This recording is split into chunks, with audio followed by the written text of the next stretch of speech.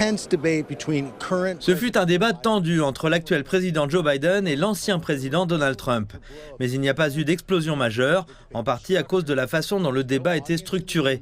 Il n'y avait pas de public dans la salle et les micros des candidats étaient coupés lorsque c'était au tour de l'autre de parler.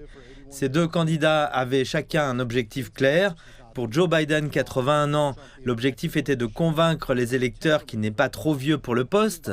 Pour Donald Trump, l'objectif était de montrer qu'il a le tempérament pour le poste. Même les partisans de Joe Biden admettent que la soirée a été difficile pour le président. Il y a eu des moments où Joe Biden a semblé perdre le fil de ses pensées.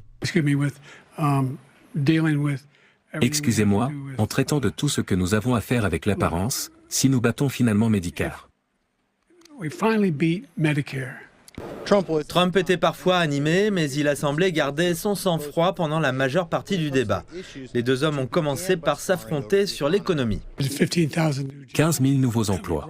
Nous avons créé 800 000 nouveaux emplois dans l'industrie manufacturière. Mais il reste encore beaucoup à faire. Je vous ai donné la plus grande réduction d'impôts de l'histoire. Je vous ai aussi donné la plus grande réduction de réglementation de l'histoire. C'est pourquoi nous avons créé tous les emplois. L'immigration a été un autre point fort de ce débat. Et nous devons faire sortir beaucoup de ces gens et nous devons les faire sortir rapidement parce qu'ils vont détruire notre pays.